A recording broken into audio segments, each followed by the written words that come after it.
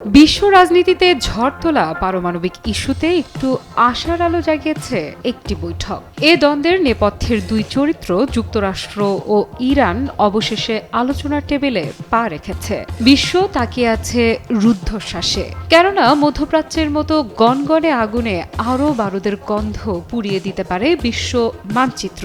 তাই বহুল প্রতীক্ষিত এই আলোচনার বৈঠক গ্রীষ্মের এক পশলা বৃষ্টির মতো স্বস্তি জাগিয়েছে বিশ্বে।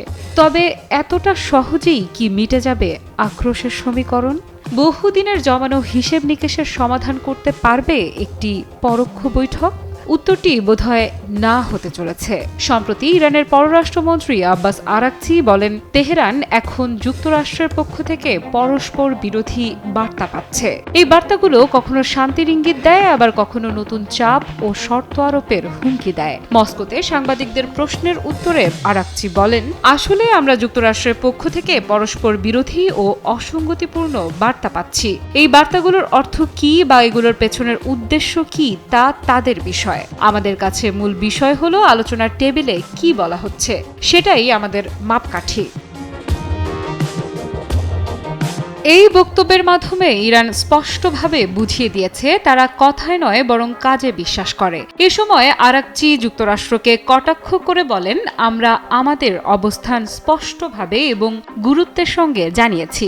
ইরান এই আলোচনায় সম্পূর্ণ প্রতিশ্রুতিবদ্ধ। আমাদের অবস্থান পরিষ্কার এবং আমরা তা অপরপক্ষকেও পরিষ্কার করে জানিয়েছি। আমরা প্রতিদিন নিজেদের অবস্থান পরিবর্তন করি না এবং আমরা চাই অপরপক্ষও একই রকম আন্তরিকতা ও স্থায়িত্ব দেখা। এই বক্তব্যের মধ্যে ইরানের একটি গভীর বার্তা নিহিত রয়েছে। তা হলো তারা শুধু প্রতিশ্রুতি শুনতে চায় না, তারা চায় বাস্তব পদক্ষেপ। বিগত বছরগুলোতে ইরান ও যুক্তরাষ্ট্রের মধ্যে সম্পর্ক অনেক ওঠানামা করেছে। কখনো চুক্তি হয়েছে, আবার তা ভেঙে গেছে। কখনো নিষেধাজ্ঞা শিথিল হয়েছে, আবার তা কঠোর হয়েছে।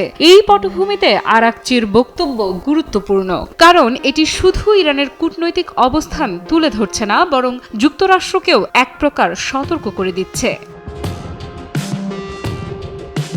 আরেকটি গুরুত্বপূর্ণ বিষয় হলো আলোচনার ভৌগোলিক দিক। আরাকচি জানান, আসন্ন আলোচনার স্থান হিসেবে রোম নির্ধারিত হলেও এটি কেবল আলোচনা হওয়ার জায়গা, মূল আয়োজক নয়। আলোচনার প্রকৃত আয়োজক এবং মধ্যস্থতাকারী দেশ হিসেবে ওমানই থাকছে। তিনি বলেন, ওমান এখনও যুক্তরাষ্ট্র ও ইরানের মধ্যকার আলোচনার মধ্যস্থতাকারী এবং আয়োজক। ওমানের পররাষ্ট্রমন্ত্রী এবং সরকার এই আলোচনা চালিয়ে নিচ্ছে। আমরা সেই স্থানেই আলোচনায় অংশ নেব যেটি ওমান নির্ধারণ করবে। এই বক্তব্যটি আন্তর্জাতিক কূটনীতির একটি সূক্ষ্ম কিন্তু গুরুত্বপূর্ণ দিক তুলে ধরে। মধ্যপ্রাচ্যে ওমান ঐতিহাসিকভাবে একটি নিরপেক্ষ দেশ হিসেবে পরিচিত, যারা বহুবার গুরুত্বপূর্ণ আন্তর্জাতিক আলোচনায় মধ্যস্থতাকারীর ভূমিকা পালন করেছে। ওমানের এই নিরপেক্ষতা ও কৌশলী অবস্থানই তাকে যুক্তরাষ্ট্র ও ইরানের মধ্যে বিশ্বস্ত সংযোগকারী করে তুলেছে।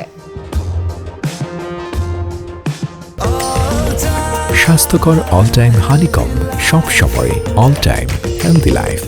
বর্তমান প্রেক্ষাপটে যেখানে বিশ্বজুড়ে ভূ রাজনৈতিক উত্তেজনা, ইউক্রেন যুদ্ধ এবং মধ্যপ্রাচ্যে ইসরায়েল ফিলিস্তিন সংঘাত নতুন মাত্রা নিচ্ছে, সেখানে ইরান ও যুক্তরাষ্ট্রের মধ্যকার আলোচনার গতিপথ কেবল দ্বিপাক্ষিক সম্পর্ক নয়, বরং বিশ্ব শান্তি ও জ্বালানির বাজারকেও প্রভাবিত করতে পারে। ইরান বারবার বলছে তারা চায় বাস্তব সমাধান। সেটি শুধু কূটনৈতিক স্তরেই নয়, বরং বাস্তব প্রভাব ফেলবে এমন সমঝোতা। পক্ষান্তরে যুক্তরাষ্ট্রের বার্তায় বারবার দুইমুখী মনোভাব দেখা যাচ্ছে।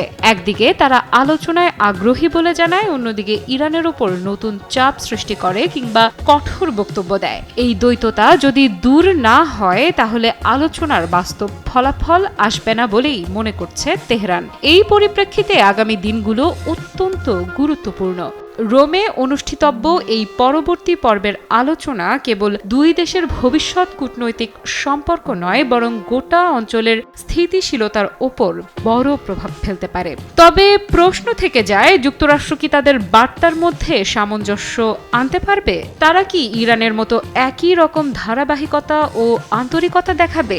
আর যদি না পারে, তাহলে মধ্যস্থতাকারী ওমান এই আলোচনা কতটা এগিয়ে নিতে পারবে? তাই এখন ভাববার বিষয়। তবে এটা স্পষ্ট যে যতই দ্বৈততা ও চাপ থাকুক, ইরান তাদের অবস্থানে থাকবে অনড় ও অপ্রতিরোধ্য। আফরিদা ইফরাত, নিউজ 24।